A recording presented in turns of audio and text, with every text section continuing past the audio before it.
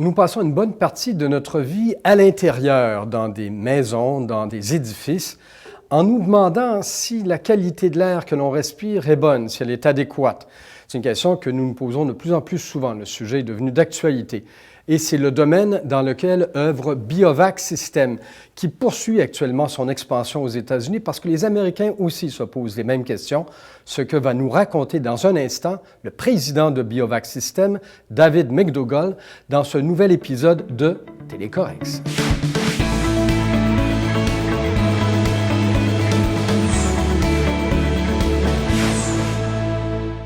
Bien, bonjour, M. McDougall, et merci d'avoir accepté notre invitation. Ça me fait grand plaisir, c'est un honneur. Alors, on connaît Biovac, c'est un nom assez connu, mais pourriez-vous nous rappeler le domaine dans lequel vous œuvrez et ce que vous offrez comme service, essentiellement? Oui, donc on a 3 volets de l'entreprise qui se combinent ensemble. Il y a une synergie complète entre les 3 domaines sur lesquels on intervient. La première, c'est qu'on manufacture des équipements spécialisés pour le nettoyage, décontamination de conduits de ventilation. Et aussi des équipements de purification d'air pour améliorer la qualité d'air générale dans un bâtiment comme une maison.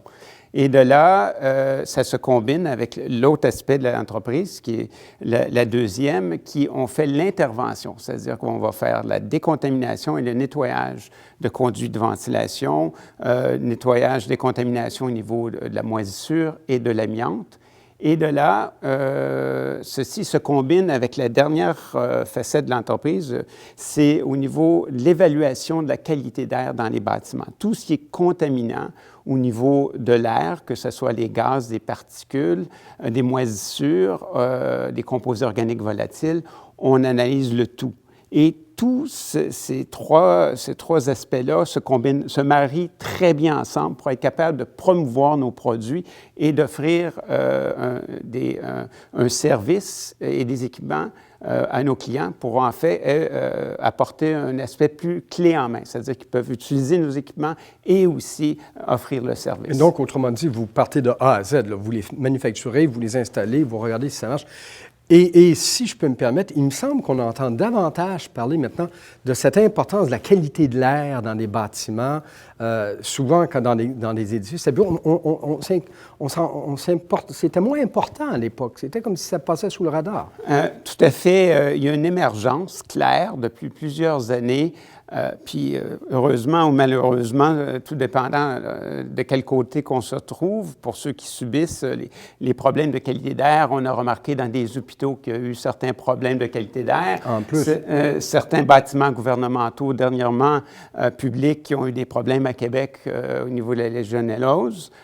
C'est tous des effets d'entraînement qui fait qu'il y a un questionnement général pour la qualité d'air.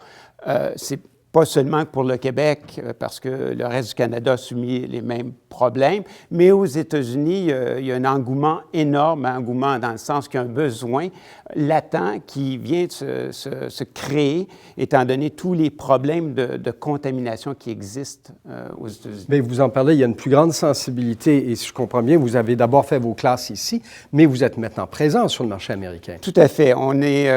Depuis les 3 dernières années, on met beaucoup d'efforts sur le nord-ouest, nord-est américain, étant donné que le marché et les études sont claires sur ça. Il y a une demande croissante au niveau des États-Unis, de cette région-là, pour, la qualité d'air, savoir dans quel environnement vit-on dans une maison, dans une bâtisse. Ensuite de ça, au niveau de l'intervention, de la moisissure, l'amiante, qui est devenu un cas, on en trouve de la moisissure dans beaucoup de vieux bâtiments, que ce soit ici à Montréal, à New York, à Boston, à Chicago. La troisième, c'est le sinistre. C'est-à-dire que nos équipements, à cause du changement climatique qu'on vit présentement, à tous les 3 semaines, il y a comme un cataclysme ou un problème de sinistre d'eau ici au Québec ou sinon aux États-Unis, à Boston, à New York.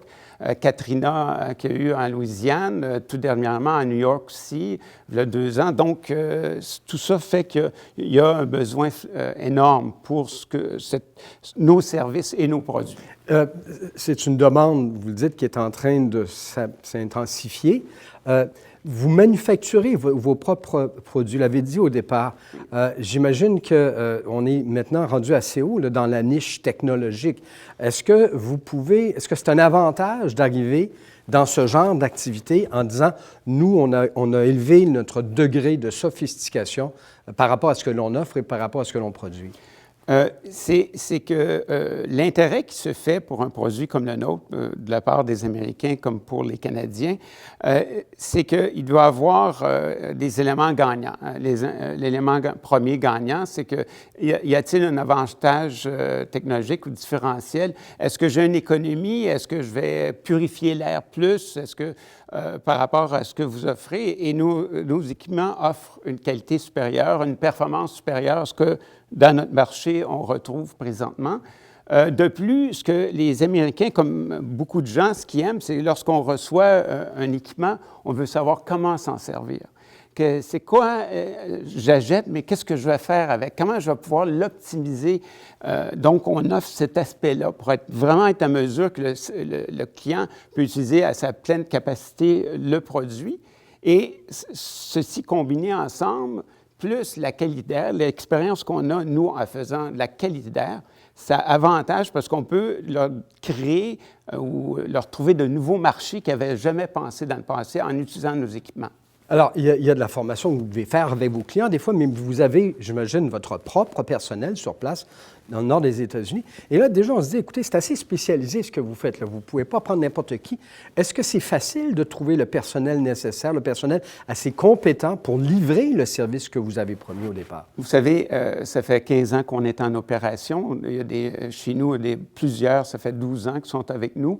On a une formation continue de tous nos employés, que ce soit à la production, au service ou à la qualité d'air. Ce que l'on fait, c'est qu'on leur fait faire des séminaires, on va leur faire des certifications en plusieurs domaines pour être capable de pouvoir bien expliquer nos produits. Et effectivement, on engage évidemment des microbiologistes, des ingénieurs, mais aussi au niveau de pratique, c'est là qu'on combine cette connaissance-là. Mais je pensais aux États-Unis, parce que c'est quand même une société différente. Est-ce que ça se fait sur la même base? Est-ce que vous y arrivez? Sachant qu'en plus, aux États-Unis, maintenant, là, le niveau de l'emploi est reparti à la hausse. Ça vous prend des gens capables là-bas aussi? Oui, jusqu'à présent, nous, la façon qu'on a fonctionné, c'est lorsque, par exemple, on a un client qui prend de nos équipements, c'est qu'on va on va offrir la possibilité d'avoir un de nos spécialistes, soit au niveau de l'équipement, soit au niveau de la qualité d'air, soit de l'intervention au niveau de la décontamination. Puis on en a de chez nous qui sont spécialistes dans ces trois sphères-là.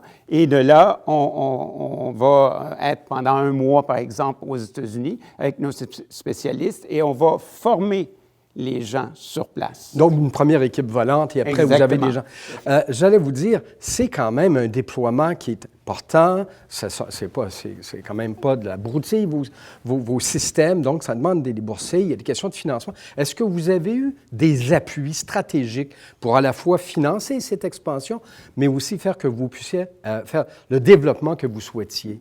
Ça faisait plusieurs années que je regardais différentes institutions financières et le fait reste que lorsque j'ai débuté à négocier avec Desjardins, les caisses Desjardins, la synergie était là. De deux, ils ont aidé à mon entreprise à avoir les marges de crédit adéquates et les prêts adéquats pour être capable de vraiment entreprendre l'expansion. Parce que le marché est là et il s'agit d'en profiter pendant que vraiment il y a une demande.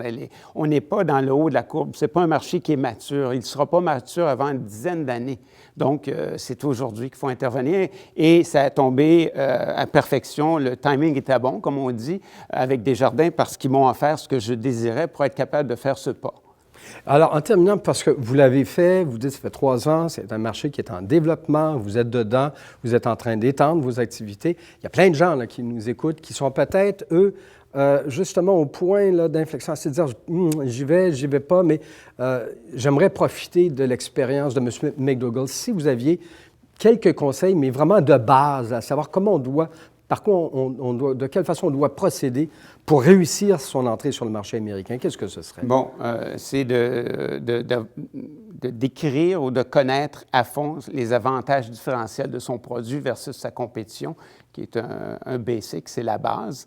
Une fois ça établi, être en mesure de pouvoir donner l'information, la formation adéquate à ceux qui vont utiliser le produit aux États-Unis. Les Américains aiment beaucoup le pratico-pratique. Ils aiment travailler avec des gens qui sont capables de démontrer clairement, puis ils peuvent mettre leurs mains à l'appareil. Dans notre cas, nous, ça, c'est une approche qu'ils adorent. Le conseil aussi, c'est d'avoir des partenaires, des associés ou des agents qui sont plus intégrés dans leurs marchés locaux pour être capable de développer plus adéquatement leur marché. Faire un lien. Un lien. Mais d'après votre expérience, d'après vous êtes en plein dedans actuellement, là, oui. Le temps est bon, là. Le temps pour ce que l'on fait et la qualité d'air, le temps est excellent. C'est comme on dit, it's now or never. C'est aujourd'hui ou jamais. Eh bien, David McDougall, merci beaucoup pour cet entretien. Ça fait plaisir. Merci beaucoup.